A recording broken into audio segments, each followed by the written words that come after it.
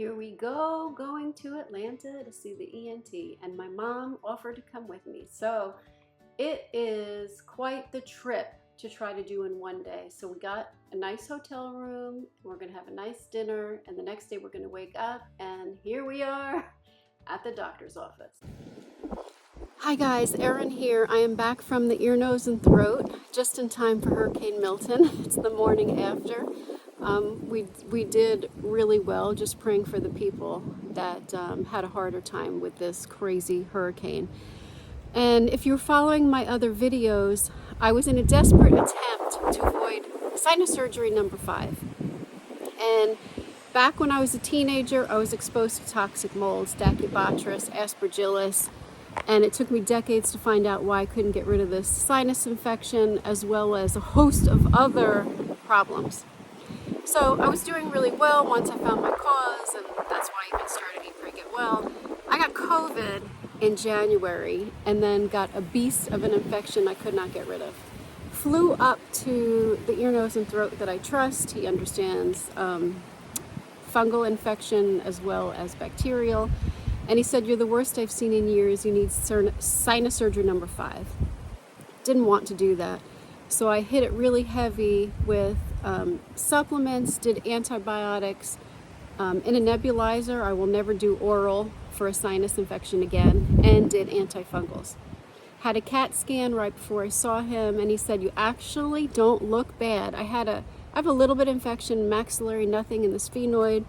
But interestingly enough, the frontal on the right side, he said the bone has eroded away a little bit, scary. But he said, luckily for you, you have this really thick fibrous wall protecting you.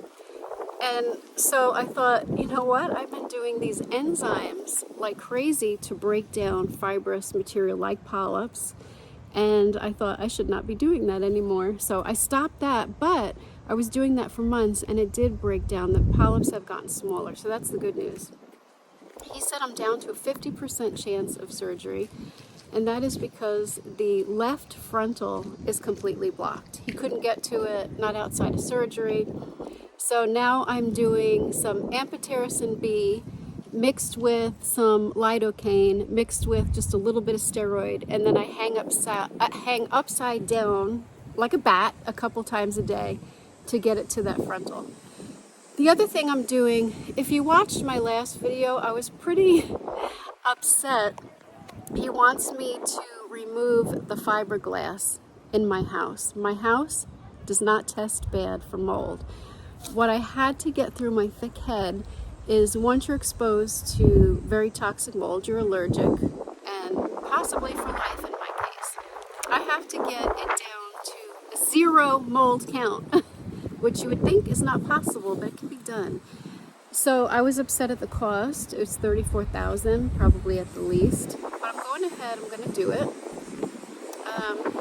He showed me, we also did a scope, and then showed me a picture. You could see the little pieces of fiberglass. It's crazy. He explained also when people end up dying of lung disease and they've never smoked, he said it's the fiberglass carrying mold and you're breathing it into your sinuses and into your lungs. Anyway, I'm convinced I'm doing it. That's in January. Then I go back to see him probably 2 months after that. So it's going to be a little while before having another update. But I feel really confident this surgery is not happening. It takes work to get well. You know, having to go back to basics on eating a really heavy antifungal diet, you know, nuts, seeds, fruit, vegetables, meat, you know, if it's not from the ground, it's really windy after this hurricane. And then I'm not perfect with it, but definitely back to just hitting it really hard and juicing and all that, and just being more careful when I do have sugar here and there. You know, I'll do some nice statin and hit it with probiotics and that sort of thing, just be more careful.